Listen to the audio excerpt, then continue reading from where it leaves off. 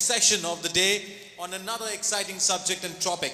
Throughout the day we have been seeing diverse topics being discussed, and this is another exciting and innovative topic coming up your way.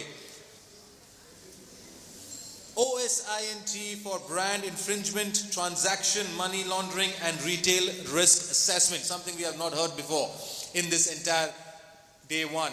And to present this topic, I would like to call on stage with a big round of applause Mr. Varun Grover, Product and Business Unit Head from mFilterIt. Can we have Varun with a big round of applause? Varun, welcome to the stage. All over to you.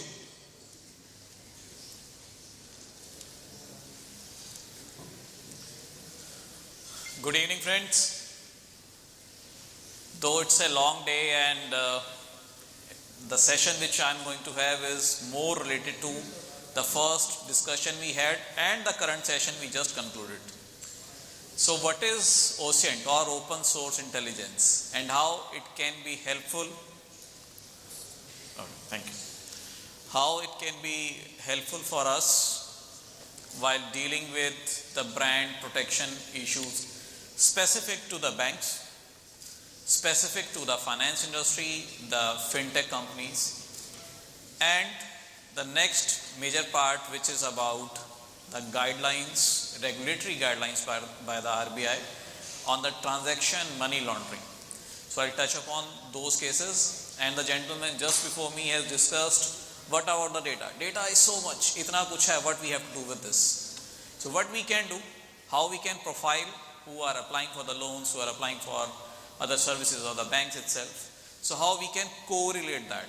So at least we can have a frame, a layer, okay, this is what is available about that individual or about that organization who has applied for the things. Open source. Last year I had attended one cyber security, cyber experts session in my son's school. So he has raised a very good point. Then when we are moving out, we joyously put it like I am on vacation with my family in this particular place itself, or I am even for this particular conference itself. So my LinkedIn profile says I am going to join this particular event for 2 days. So now the people who are following me on at least on the internet, on those platforms, they are aware that I am out. And eventually my family is vulnerable back at my home. So they are alone now. So they are aware. So this is what we are doing. Wherever we are going, wherever we are moving out, we are putting those pictures on social media platform that this is what we are doing. And now the fraudsters or the people who are actually tracking you, they know how vulnerable your family is. So eventually, when people who are having those mischievous minds, those who are fraudsters, when they can use the open source and when they can use the social media to track us, then why we can't do to track them? So it is just reciprocating the same thing. What they are doing with us, let's try and do the same thing with those fraudsters. Let's at least try and get a picture out of it. Russia-Ukraine war, the latest episode, the strength of OSINT itself, the strength of open source intelligence. It was not the Ukrainian army which was aware that okay, Russian troops have entered the Ukrainian territory. It was actually the people who were posting the pictures on the social media that yes, they have seen some army, they have seen some tanks, the uniform of the soldiers is different from the Ukrainian army itself, and they posted it on social media. So from there they gathered the intelligence itself. Even where they were, specifically in a city itself, where those tanks are, where they have been deployed kind of sense. So it was the people who has posted it on the social media, and the army units and the intelligence unit got that information from those social media posts itself. So open source intelligence is having a strength, but eventually what is happening? We are not using it for our own cause. Yes, data is enough. Data is tremendous, humongous. It is difficult to store, it is difficult to analyze it. But there are organizations, mFilterIt is one of those. So we are based out of Gurgaon and having another offices in Noida, Bangalore, Chennai, UAE, Australia and Indonesia, Japan also. So we are working into the digital trust, digital ad fraud detections. So that is the primary area where we work, and I am specifically heading a product and a unit which is working on the brand safety and brand protection. So these are few topics which I am going to cover today. First one is going to be for the brand infringement, another one is the transaction laundering, and the last one will be more, retail risk assessment. So the gentleman just before me has discussed more on that retail risk assessment part. So what is this brand infringement? You received an SMS, your KYC or your bank account will be closed. You have to just click on this link and you have to update your KYC details. So eventually the link where you will click, that will be a lookalike website of the bank whom you are customer of. So they are going to create typo squatting websites, they are going to create the fake websites, lookalike websites, sometimes even only using the logos. There will be a Google form in which you have to just fill in your information and all those details. So you talk about any brand, any banking institution or even the FMCG clients with whom we are working, real estate. So this problem is pertinent in every sphere of the segment where specifically you are a D2C brand. So if you are a D2C brand, then this problem is more pertinent for you.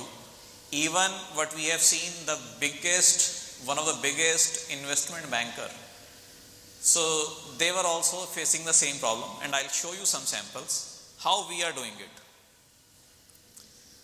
So lot of information is there through various platforms, various channels that is going into our tool. Based on our AI/ML algorithms, we classify and categorize the information into major three risk categories: high, medium and low. So which a brand should address immediately, which they can take time, or if it is a low category, then you can either whitelist or if you need, then we can take the actions also. So at mFilterIt, we not only report such instances to you, if needed, we can take them down also.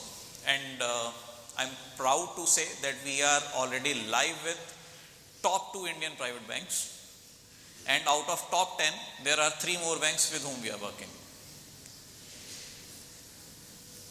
Some samples, but of course not from the banking because they are my customers, so I'm not showing you my clients' samples, but yes, of course, from FMCG, again real estate, another example of FMCG itself. So it's not only the fake websites, it could be even Google business listings which they are creating and promoting, and it is there on the social media also. So social media, it could be Facebook, it could be Twitter, it could be LinkedIn profiles, not only of your brand, your company's pages, it could be your top executives also, whose fake profiles will be created, and then it could be the employees, potential employees, or could be the potential channel partners or partners of yours who can be lured using these kind of listings itself. Some another example, very good example of a typo squatting. So India is a country where we say कि हर 5 कोस पे पानी बदले 15 कोस पे भाषा, तो languages does change and our dialect also changes. So कहीं पर हम Amazon बोलते हैं, someone is calling that Amazon, so how we pronounce it, that's how they have written it. So Amazon Helpman. So this is a customer care website which has specifically been created, and they have posted this. Again, for other brands also, you just have to put across your phone number. So as soon as you have put across your phone number, so you are now vulnerable to these fraudsters itself. NatWest, so topmost bank in the UK, so they are also having this particular fake website. Not only the banks, it is education platforms, media, OTT platforms, they are also having these fake websites and fake social media handles. Even fake apps are also there. We willingly haven't put any samples from the Indian banks so that you should not feel offended, but it is there. It is there for each and every bank. It is there for each and everyone who's sitting, who's representing any brand in this room itself. There are cases which are relevant and which are there for your brands also. And if you wish, we can run a small scan and can show you the samples. Some more examples. Google business listings sections where people, fraudsters are promoting the fake customer care numbers. Even in the dark web, deep web, the accounts, credentials are being leaked, and eventually the people who has used their official numbers and official handles, they are also being used there itself. Coming quickly to the next topic, which is transaction laundering. Again, the RBI guidelines. Sir, आप एक काम करो, can you give me your bank account? I'll do only a lakh rupees transaction daily, online transfers will be there, and you will get a 2% commission. You have to do nothing. And this commission actually can go from 2 to 50% also, depending upon the purpose why they are using. You need not to worry. Your credit card, your debit cards, everything will be there with you. We will be only using your account for some transactions, and this commission percentage of transfers will be 2 to 50%, and it is happening. It is happening. And for what they are doing this?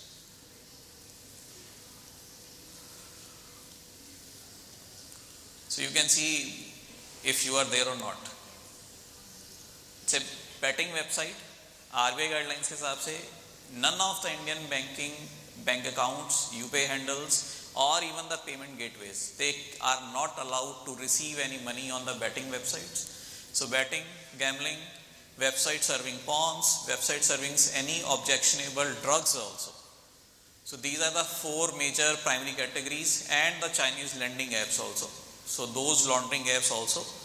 So but you can see the platforms, the gateways which are there, and through these means you can receive the money.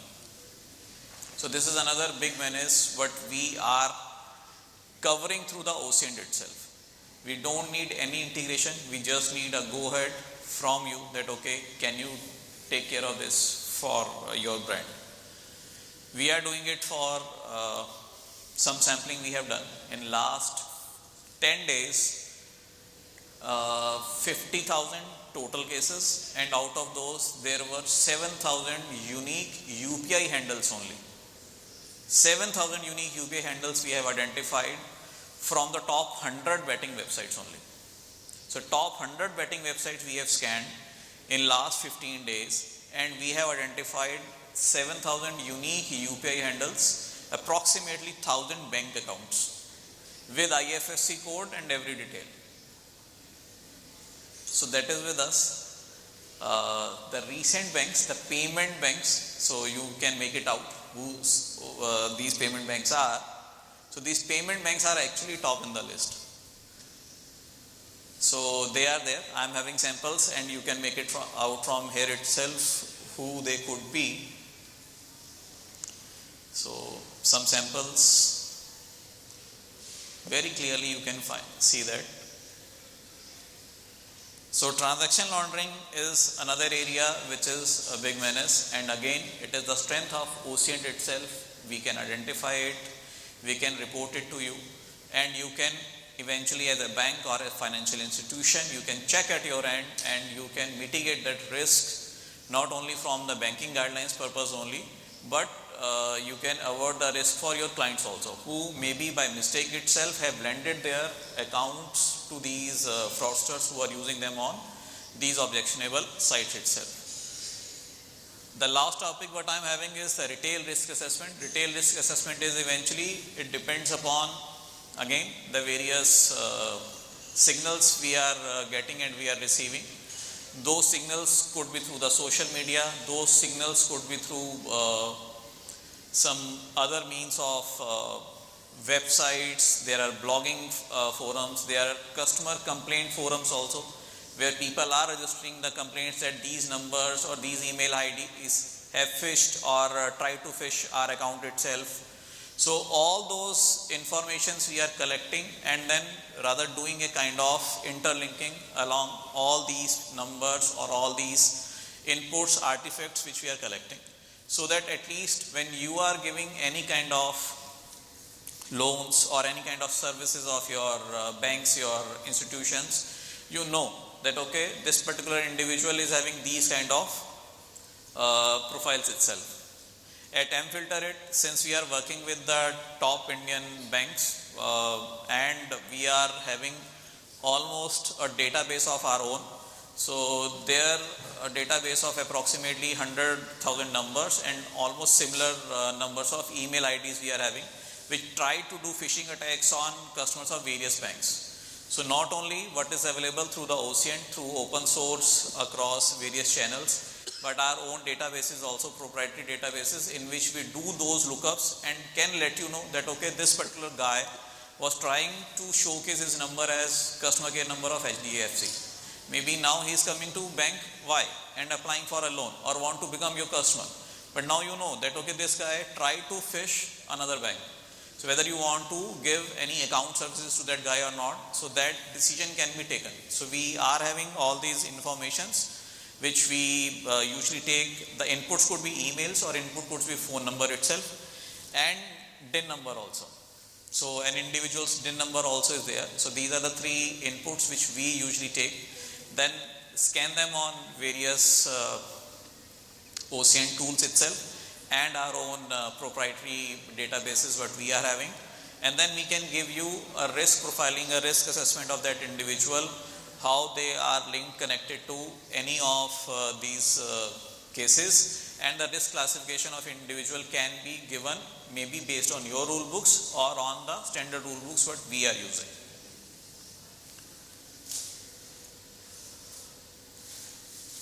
Not 100%, but we are having mechanism and we are scanning, tracking Telegram, WhatsApp also.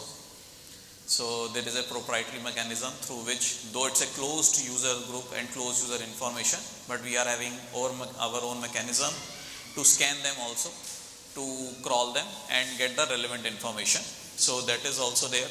And rather one of the new payment bank, so they recently, very recently, they have requested us to look for the mule accounts again. So on Telegram there are groups which are there where they are simply asking the users to put their interest with their number, that okay, I am interested to lend my account, my UPI handle, so that you can use my account to transfer money and laundering the money itself. So those mule accounts are also being offered on on Telegram. So there are groups. So on Telegram, on WhatsApp, where these kind of offers are running, if you want to be, you can part of those groups and lend your accounts. So eventually that is one of the requests which the payment bank has came to us. Can you just please check whether some of our customers are offering their bank accounts. So you have to tell us that okay, I am having this particular bank account with me and this is my contact number, you can connect with me and then I can give you the more details so that you can use my bank account itself.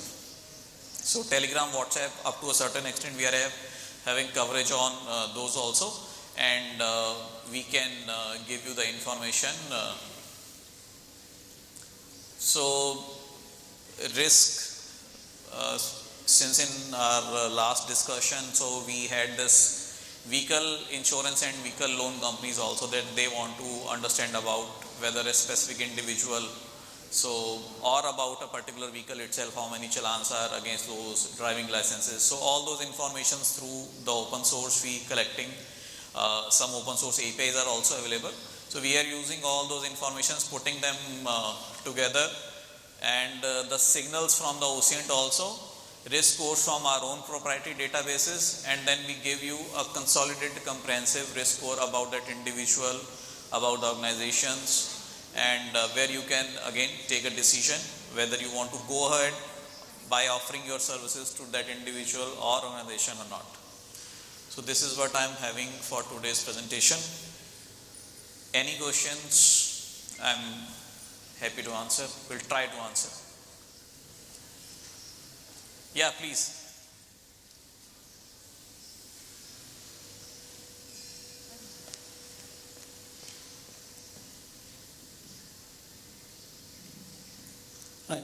So Deepak Malik from Yes Bank.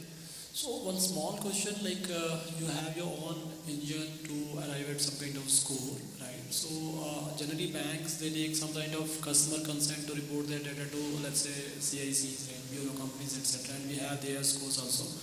So now if we have to, let's say, use your services, so do we need to have some kind of specific consent from customers in terms of regulatory provisions? So like it's something we can use as is without customers?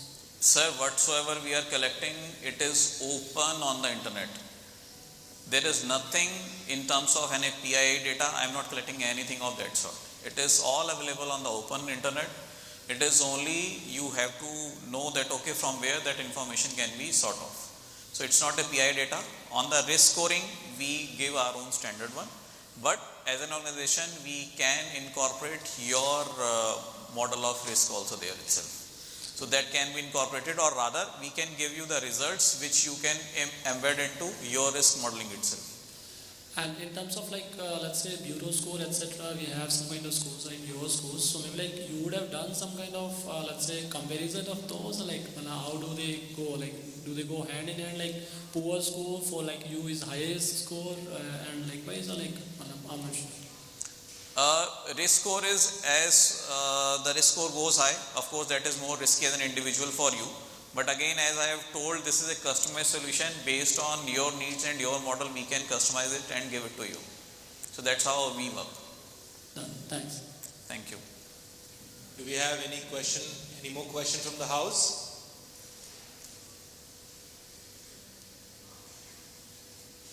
All right then, ladies and gentlemen, a big round of applause to Mr. Varun Grover. Varun, I request you to kindly be on stage while we call on stage Mr. Cyril Mohapatra, Senior Vice President and Head of Digital Banking from IndusInd Bank, to do the honors of felicitating Varun. Cyril, welcome to the stage.